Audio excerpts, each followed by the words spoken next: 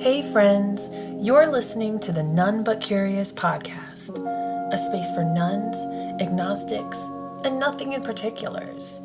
We are okay with not knowing, and we're inspired by each other, art, nature, and everyday moments. I'm really happy you're here. Let's go explore. If you're listening right now, you might know what you aren't, but you may be unsure of what you are. So you're likely a nun. N-O-N-E. Not N-U-N. Nuns are very diverse.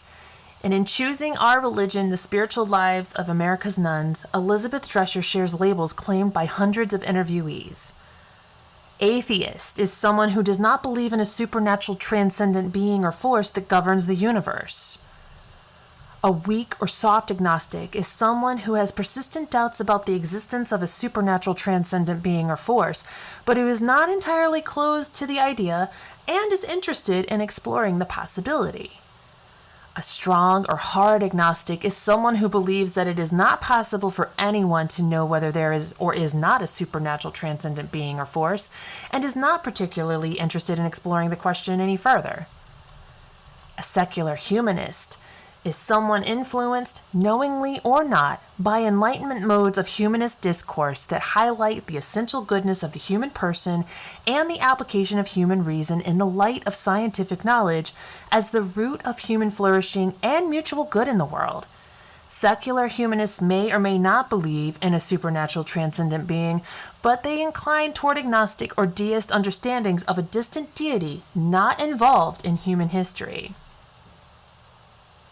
A humanist is someone similar to the secular humanist, but with less interest in the political implications of secularity and more interest in extra-religious projects of human flourishing.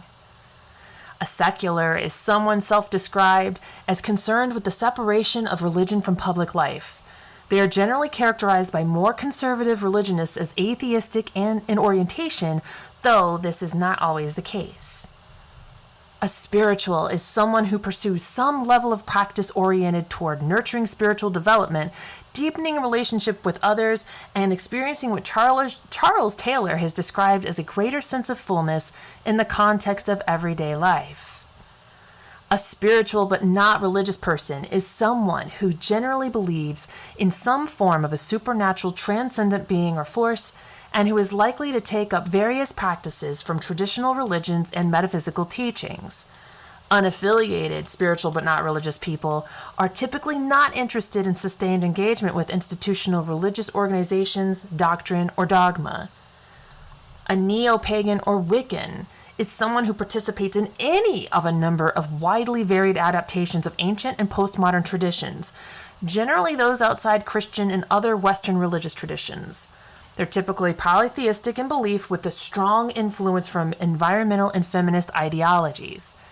Neo-pagans of the Wiccan variety often see women and the earth as sources of enrichment, healing, and ethical practice, orienting spiritual practice around a mother goddess associated with the sacredness of the earth. A nothing in particular is someone who doesn't rule out the possibility of a supernatural transcendent being and may even engage in various spiritual practices, but who is weary of labels and narrow classifications of religious or spiritual identity. All of the above is someone who understands existential meaning-making as moving throughout life through different modes of spiritual, religious, or even non-religious self-understanding with associated differences in affiliation and unaffiliation, exploration of, and indifference to religion. A none or a none of the above is someone who answers none or none of the above when asked about religious preference, affiliation, or identity. Nuns may also claim other more nuanced spiritual self-descriptions outside survey context. I could not have given any better definitions. In her book, Losing Our Religion, How Unaffiliated Parents Are Raising Their Children, Crystal Manning identifies some of those characteristics. Nuns reject organized religion. Nuns assume most religions and philosophies are equivalent. Nuns have an acceptance and appreciation of different worldviews, and nuns choose what best suits them. Manning notes that most Americans believe that religion should be a choice, and that our choices are shaped by how the options are presented, our familiarity with those options, and the associations we make with those options. So Spiritual Caregiving and Assessments for America's Religious Nuns, a chaplaincy perspective, mentions that nuns and agnostics share universal human concerns about holding out hope, finding meaning, and having a purpose. Simply holding space for one another and listening without judgment provides opportunities for reflection. Helping someone feel safe is paramount to healing. Additionally, spiritual caregiving can occur without imposing religion or beliefs. If the care meets you wherever you may be, it may help bring about a sense of peace. Drescher lists some more qualities of spiritual meaningful practices as described by the nuns that she interviewed. They are relational and emphasize connectedness. They are often integrated into everyday experiences and places. They change on the basis of new experiences and life stages and are understood as transformational.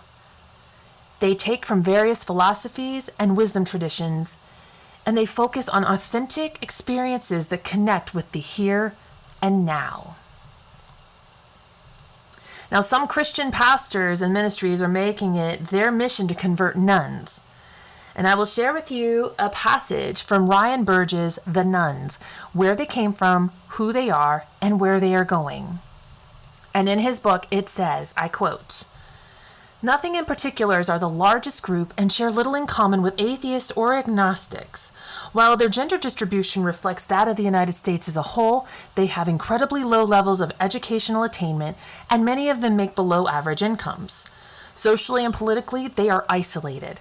They don't attend rallies, they don't go to political meetings, and they are less likely to give blood. However, they are not as far from religion as atheists or agnostics.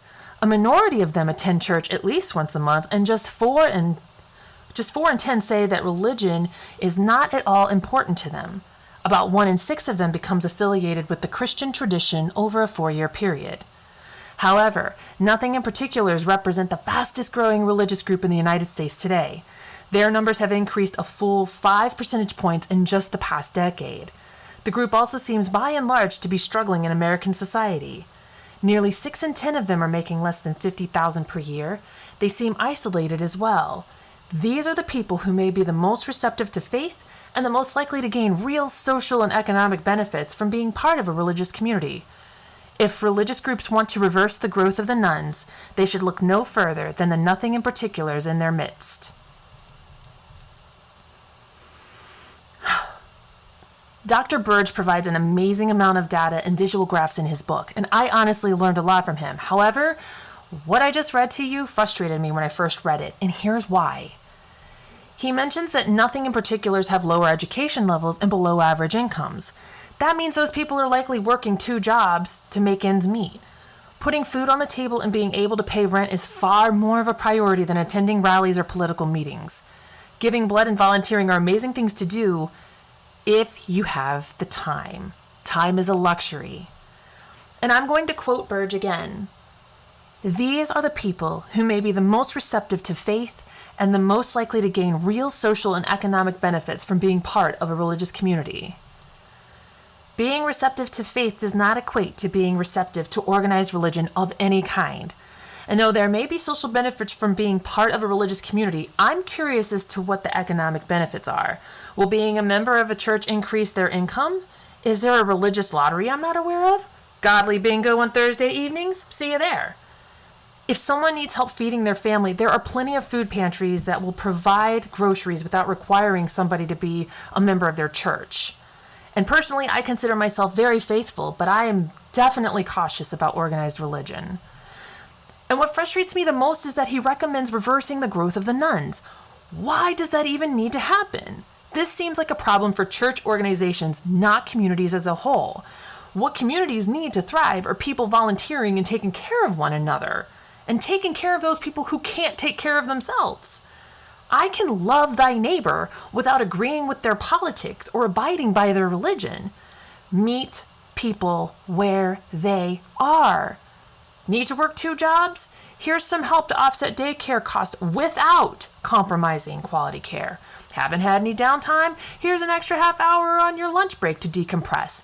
Faith and religion are not going to take care of any of our problems, but actions and behavior changes will. Hey, thanks for listening. Let's keep this conversation going. Share your stories with our None But Curious Facebook group, or you can also follow our Instagram at None But Curious, or email Candy at nonebutcurious.org if you want to share your ideas and thoughts. Until next time, stay curious.